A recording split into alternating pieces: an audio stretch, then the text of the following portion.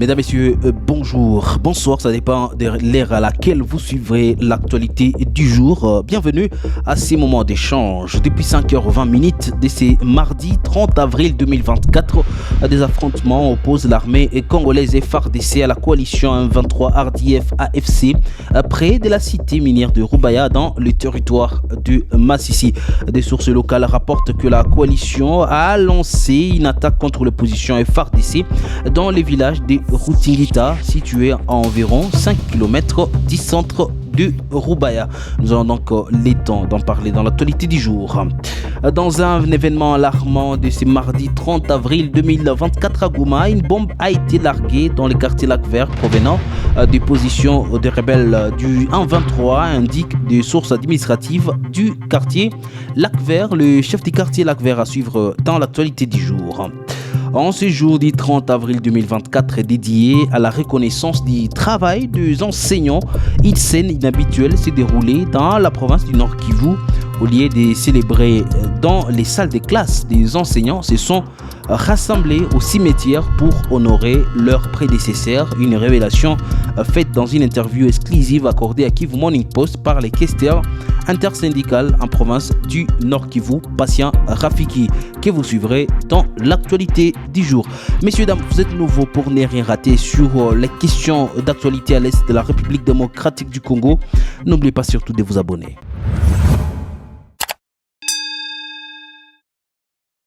Commençons par la question sécuritaire. Depuis 5h20 de ce mardi 30 avril, des affrontements opposent l'armée congolaise et FARDC à la coalition M23 RDF AFC près de la cité minière de Rubaya dans les territoires de Massissi.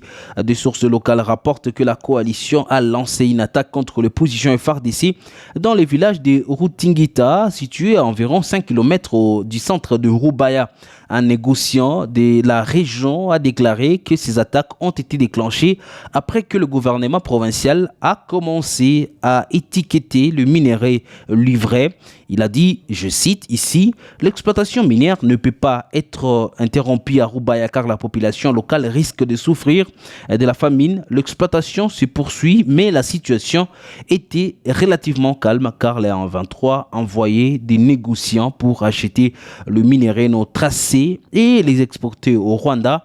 Cependant, lorsque le gouvernement a commencé à étiqueter le minerai, les M23 a réalisé qu'il ne pourrait plus accéder facilement à ces ressources, d'où leur décision de combattre pour prendre le contrôle de Rubaya et exploiter le minerai à leur guise.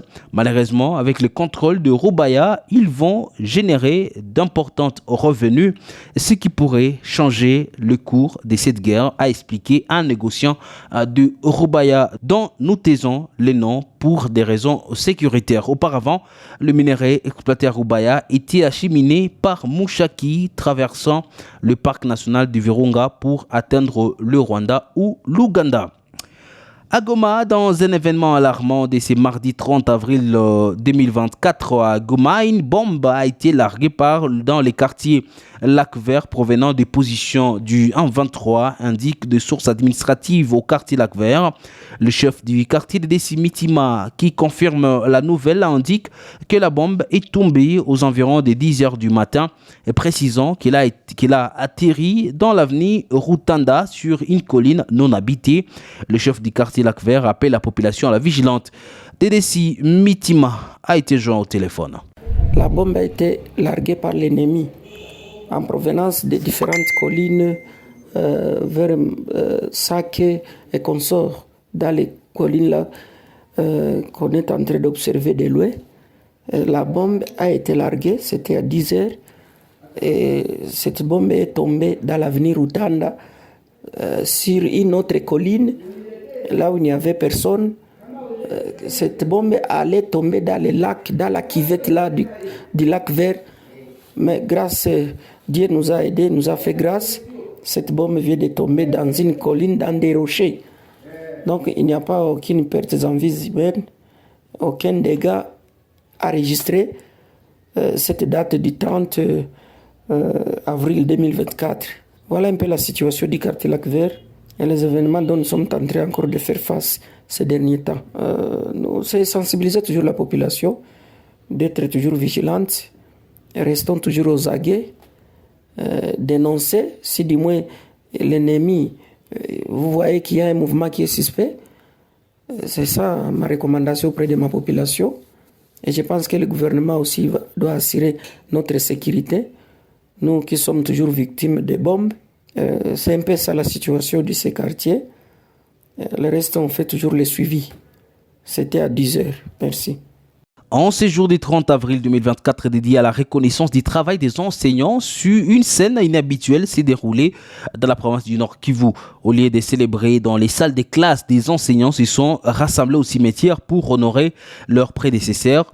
Une révélation faite dans une interview exclusive accordée à Kivu Morning Post par les questionnaires intersyndicales en province du Nord Kivu. Cette démarche, bien que symbolique, porte un message fort.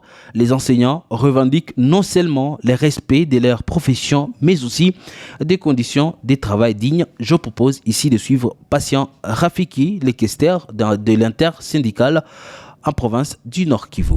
Nous l'avions passé au cimetière, messieurs les journalistes. Nous sommes partis au cimetière pour des faits ou pour des objectifs.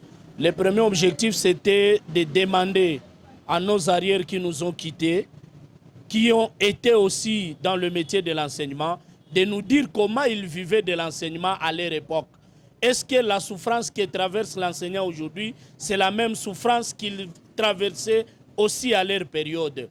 Et le deuxième message, c'était à transmettre au gouvernement, parce que nous pensons que le gouvernement voudrait voir tous les enseignants morts.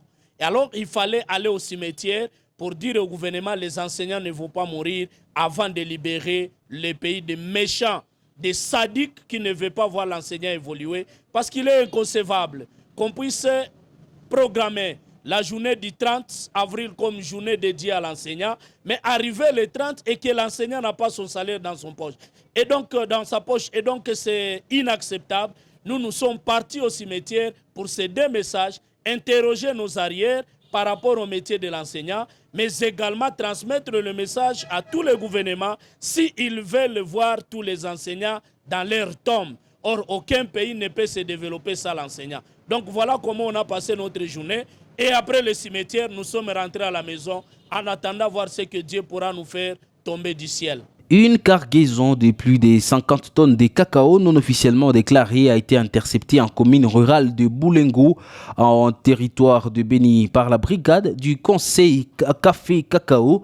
Ce camion arrêté depuis la semaine passée a été acheminé à l'entrepôt de l'ONAPAC Béni en attendant que la justice dise le droit. À Paloukou Mukosa Albert, coordonnateur près le conseiller du ministre en charge de l'agriculture, séjourne dans la région de Béni afin de vulgariser l'arrêté signé le 28 avril dernier par le gouverneur militaire du Nord Kivu, le général-major Peter Chirimwami, portant mesures d'encadrement et la traçabilité de la chaîne café et cacao. Suivez Paloukou Mukosa Albert dans cet élément. C'est depuis une semaine que ce camion a été arrêté à Boulongo. Cherchant à atteindre la frontière, mais sans document de base au niveau de l'ONAPAC. Et comme vous le savez, l'ONAPAC, c'est l'office qui a à charge l'exportation ou la base de l'exportation qui couvre les exportations de nos produits agricoles et comme autres. Militer pour la traçabilité de manière à permettre à ce qu'on produise à l'exportation des produits de bonne qualité et des produits retraçables sur toute la chaîne. Alors, cette brigade, pour ceux qui ne le savent pas encore, elle est déjà opérationnelle. Et c'est grâce aux travaux de cette brigade que les camions ici ont été interceptés au niveau de Boulongo. Selon les pièces à notre portée, on parlerait de 400 sacs, mais c'est le service de parquet qui va devoir déterminer si vrai ou faux la cargaison correspond à ce qu'il y a sur quelques papiers qu'on a pu présenter à provenance de la DGDA. Et encore ici, faut-il aussi se poser la question de savoir sur base de quoi la DGDA a dû établir des documents comme l'OCC des quantités pendant que les services à la base qui fournit les premiers éléments, les premiers documents pour permettre qu'il y ait exportation n'étaient pas saisis, n'étaient pas contactés par l'opérateur économique qui a organisé la fraude. Évidemment, il y a des sanctions prévues, que ce soit pour le transitaire, que ce soit pour l'exportateur lui-même, que ce soit pour tous les complices qui ont participé à la mafia, il y a des sanctions prévues et c'est pourquoi nous remettons les dossiers entre les mains du parquet. Et vous avez vu les services du parquet se saisir de l'affaire et désormais c'est eux qui nous diront la suite. Et pour finir l'actualité du jour, le nouveau commandant du secteur opérationnel Sokola en Grand Nord, le général-major Bruno Mandevou, est arrivé en ville de Béni depuis la matinée de ce mardi 30 avril 2024. Il a été accueilli à l'aéroport de Mavivi par plusieurs officiers supérieurs et subalternes du secteur opérationnel Sokola en Grand Nord, rapporte le capitaine Anthony Maloucha, porte-parole sortant du secteur opérationnel.